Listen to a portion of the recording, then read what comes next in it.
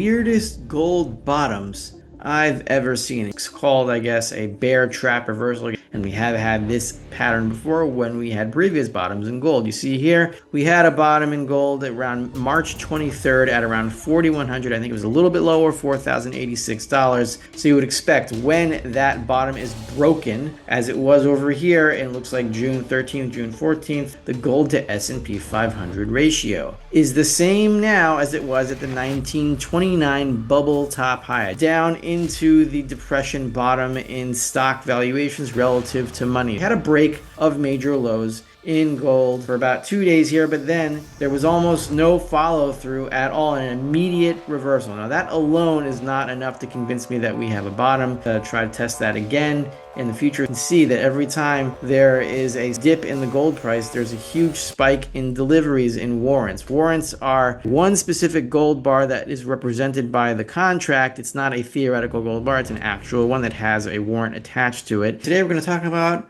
one of the weirdest gold bottoms I've ever seen. And yes, I do think it's a gold bottom. It's not foolproof. Nothing is ever 100%. We're going to go through the reasons why this looks pretty bottomish, an intermediate bottom, at least in the gold price, and why it's so strange and what that could mean. To give a quick summary, we've got high deliveries and very low futures trading activity.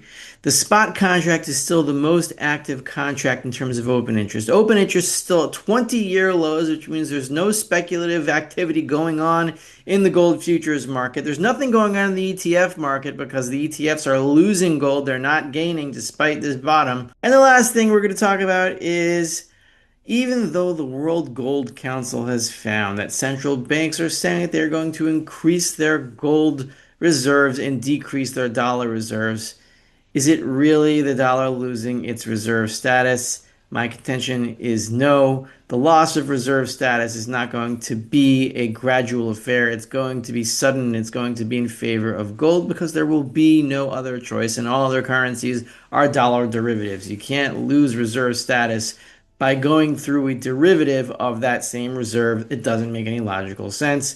But the dollar will lose reserve status suddenly. That could be like an endgame slogan, you know, lost reserve status suddenly. I think everybody knows what I'm talking about. Markets keep celebrating while participation underneath keeps disappearing. And that's rarely how durable rallies begin. As Rafi Farber points out here, gold futures open interest remains compressed even as physical demand appears active, which creates an unusual divergence. Institutions often reposition quietly when liquidity is thin, because price moves require less capital than headlines suggest. For wealth preservation investors, the risk is assuming ETF flows define reality when they may simply reflect retail absence. Next, Rafi Farber exposes the one metric central banks are watching that proves they expect a devaluation cycle, not deflation. For the first slide, something I didn't talk about in the summary, but stocks are back at the 1929 bubble top relative to money, meaning relative to gold. The gold to S&P 500 ratio is the same now as it was at the 1929 bubble top high. I drew two red lines here. You can see this is the 1929 bubble top. This is the Great Depression over here, and Great Depression valuations of the S&P 500 continued throughout the 1930s and 1940s until we started pulling away in 1950 until the 1970s at bubble top, or 1968 bubble top, when the gold pool, the London gold pool, finally broke in 1968, and this was the end of the gold window over here in 1971. And from that point on, stocks started to descend into the 1970s with a little bit of a recovery here, akin to the current correction that we've had in gold for the last 4 or 5 months, and down into the depression bottom in stock valuations relative to money. So you can see here that 1980 was about the same as the 1932 bottom in the valuation of the S&P 500 relative to money itself. And we're back right now at the 1929 top, which is significantly lower than we were in 2000, 2001, which is the king ultimate mega crazy bubble top. We called it the dot-com bubble, but it was really a bubble of all stocks relative to gold. Stocks can hit records and still become dramatically poorer measured against real money. According to Rafi Farber, the stock-to-gold relationship is revisiting territory associated with historical valuation extremes rather than prosperity. That doesn't automatically predict a crash, but it raises an uncomfortable question. Are investors measuring gains in dollars while losing purchasing power underneath? Portfolio damage rarely announces itself in headlines. It compounds quietly through the denominator. Next, Rafi Farber unravels why their public narrative about supply requires three contradictions to work. We can see here's the 2011 bottom in stocks relative to gold, September 2011. And it looks like we have gotten a head and shoulders topping pattern here long term going back to 1968. I don't think we're going to head much higher than this at all. And we're going to hit the 1980 lows, which correspond to the 1932 and 1938, looks like 1943, 42, World War II stock bottom relative to gold. We're going back there, and when we do, it will be the end game. Because so many people now, so many more people are invested in stocks. That means that so many more people are going to lose their portfolios, lose their purchasing power, and it's all going to go back into gold as it was in 1980 and 1932 and 1940s during World War II. Here is why I'm pretty confident that gold has hit an intermediate bottom.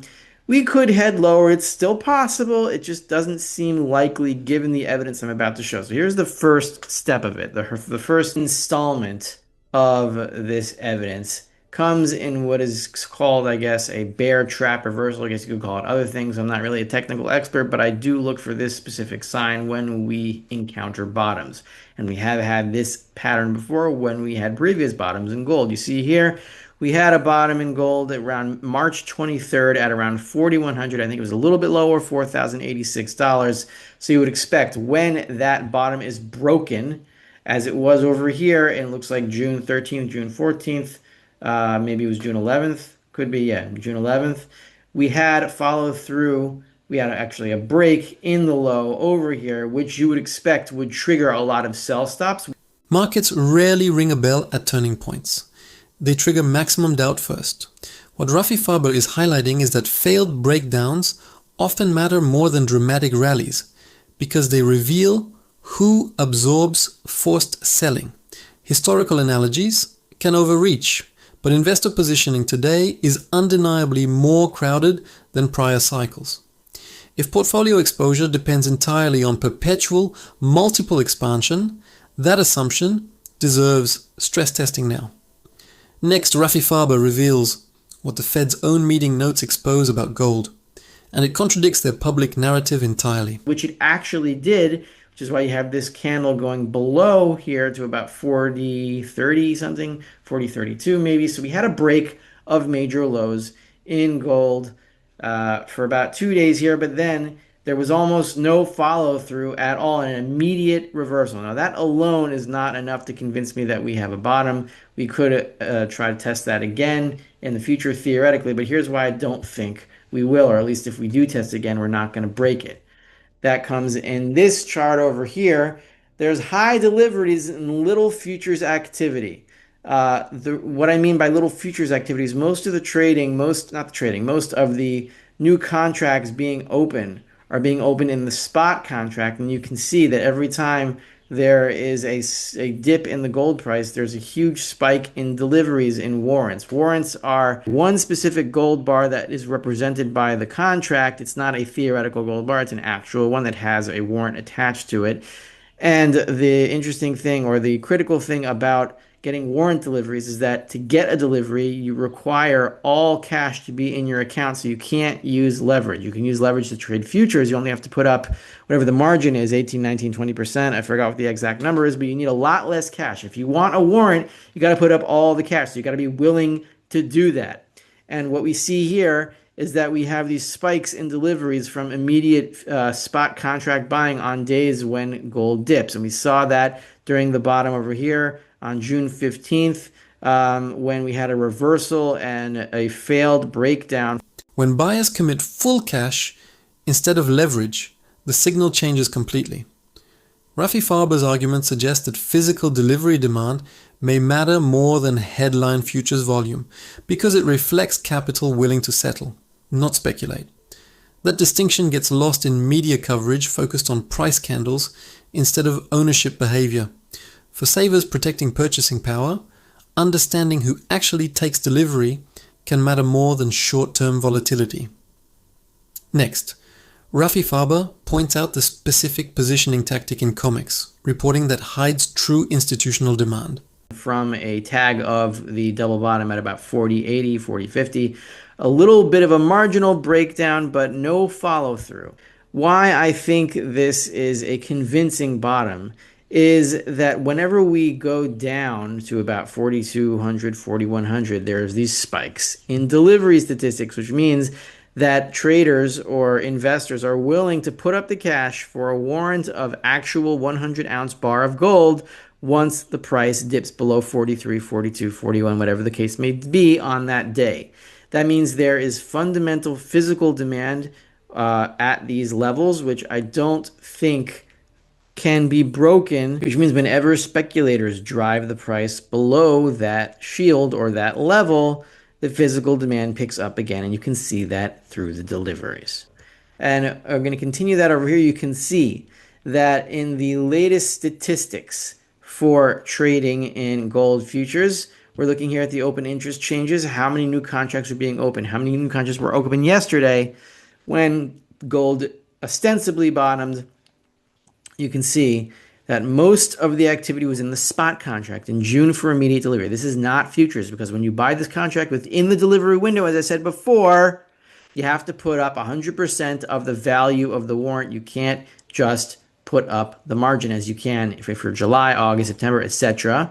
There was a little bit of activity in the December contract, up 948, but most of the activity was in the spot contract because we see here we have an increase in 569 contracts with 706 deliveries. So that means we had a net increase yesterday of 706 plus 569 because normally this takes away from open interest. If you have 706 deliveries, that should bring open interest down by that number because those contracts close through a delivery. The timing matters because demand appeared strongest precisely when price looked weakest.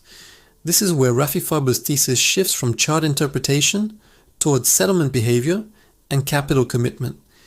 If immediate delivery activity rises while speculative participation stays muted, the market may be communicating something different than the headlines.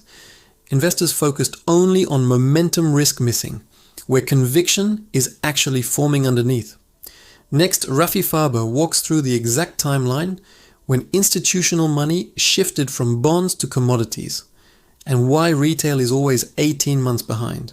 But the fact that it went net up 569 means that we had a net movement of about 1,275 contracts in the spot June contract. So that is much more than all of these combined. These we fell despite gold bottoming here and moving up yesterday. You would expect some speculative activity and open interest to increase, but we did not see that. Next thing that is peculiar about this bottom is that the ETFs aren't participating either. There's no speculative fervor in the gold ETFs, neither GLD or AIU. We'll go into the numbers right here. You can see here these red bars are the ETF losing gold. Every time it goes down, that means the ETF sells gold in order to keep its share price in line with the gold price. And the fact that it's selling off gold to do that means there are very few speculators that are interested in the fund right now. So it's been losing gold since March, since after the top here. The top was over here. You can see here's the GLD price. And the speculation increased until about here when gold retagged about $5,000 an ounce, or 5,250. Was it 5,300 even? And since then, the fund has been losing gold, and it hasn't increased any amount of gold since May. And we see the same thing in IAU, the other popular gold ETF. You can see here that it is a new low since September of last year in terms of the amount of gold stored in the fund. So there is no speculation, there's no speculative excitement going on in any of the ETFs or in the futures trading at all. And what is also very peculiar about this bottom is that open interest overall is still near 20-year lows at about 2008 lows, about was it 19, 18-year lows. This is remarkable actually. Prices moved higher while participation kept shrinking. And that's the opposite of the story retail usually gets sold. According to Rafi Farber, ETF outflows and depressed open interest suggest this move lacks the speculative excess normally seen near major peaks. That does not guarantee higher prices, but it challenges the assumption that enthusiasm drives every rally. Investors protecting capital should pay attention when ownership broadens less than price. Next, Rafi Farber exposes the one metric central banks are watching that proves they expect a devaluation cycle, not deflation. There's nothing going on at a retail level or in the futures trading at all. So, what is causing the gold price to rise?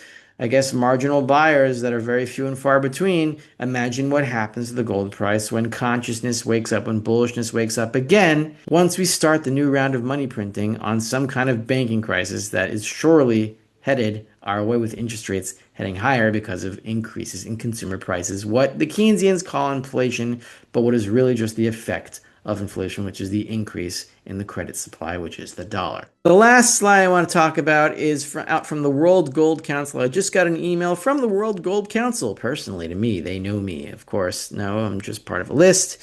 You can see here, this is a question that was asked to central banks. I guess the guys that answer the phone or the interns at each central bank all over the world. I don't know if it was every single one, but whoever they asked a lot of them. And the question is, they asked 71 central banks. How do you expect total reserves to change 5 years from now? So, in the higher section, what part of your reserves are going to go higher? 84% said gold. 67% said RMB, which is the Chinese renminbi or the yuan.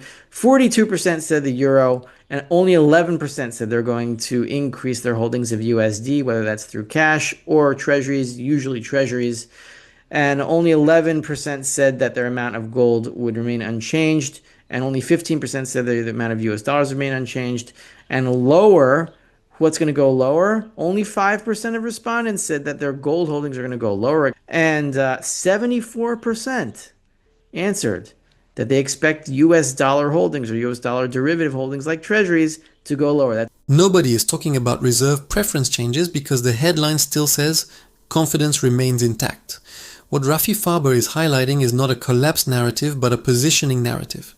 Institutions often adjust long before public language changes. Central banks can diversify without declaring a new system, and that distinction matters. Savers who wait for official confirmation usually arrive after repricing already happened. Next, Rafi Farber reveals what the Fed's own meeting notes expose about gold. And it contradicts their public narrative entirely. Most central banks, and you can see here in the asterisk, combined moderately and significantly responses. So 74% of central banks believe that their dollar holdings, US dollar holdings, will go down either moderately or significantly, and 84% believe that their gold holdings will go up, moderately or significantly. Does this mean that the dollar is losing reserve status? And you might be surprised by my answer, but I say no. It doesn't mean that the dollar is losing reserve status for two reasons. First of all, the other currencies that are part of this questionnaire, RMB and Euro, and probably other currencies too, they are all dollar derivatives. They are dollar derivatives because of the skeleton system of what remains of the Bretton Woods Agreement. All of these currencies have a goal of maintaining a certain exchange rate with the dollar, which means if they go out of that window, the central bank has to buy dollars or sell dollars in order to maintain that window, which they do. All these other currencies were born as dollar derivatives since World War II, and they will all die as dollar derivatives. The only one that cannot die as it is not a dollar derivative is gold. And now you'll ask me the question, well, if gold is not a dollar derivative, and it isn't because gold is money and the dollar is a gold derivative still, with a lot of debt on top of it, yes, but it's still mainly a gold derivative inflated by a bunch of debt on top of that derivation status. You'll ask me, well, Rafi, if central banks are almost entirely in agreement that they will be increasing their gold reserves, then doesn't that mean that the dollar is losing reserve status? And my answer is still no. Because the reason that central banks buy gold is not to make it convertible into their currencies. The consensus assumes reserve status fades gradually, but history rarely moves in smooth lines. Rafi Farber's argument suggests reserve accumulation and reserve replacement are not automatically the same event. That distinction exposes a blind spot in mainstream analysis that treats every gold purchase as a vote against the dollar. For investors, confusing hedging behavior with regime change can distort allocation decisions. Next, Rafi Farber unravels why their public narrative about supply requires three contradictions to work. Or their currency is convertible into gold. They buy gold in order to sell it to strengthen their currencies. And strengthen their currencies relative to what? Relative to the dollar. In order to keep those exchange windows. Yes, the dollar will lose its reserve currency status. That will happen. But it's not going to be a gradual process. It will be sudden once the next and final money printing round of quantitative easing inflation begins because of some banking crisis that is bound to happen pretty soon. That will trigger the loss of reserve currency status in favor of gold, which will be money and traded, and international trade will be based on gold again for lack of any other alternative. It's not anything that anybody wants, but there will be no choice at all, and we'll have to go back to money, and we'll have to go back to a more balanced society and watch all of centralized industry pretty much crumble at our feet and disintegrate. And it's going to be a big rebuild from there, but it's going to be very healthy for our species, for the planet, and for whoever lives in this quadrant of the galaxy. Markets usually break trust long before they break price. This is where Rafi Farber's thesis shifts from market analysis into systemic transition. But the more practical question is what investors actually do with uncertainty today.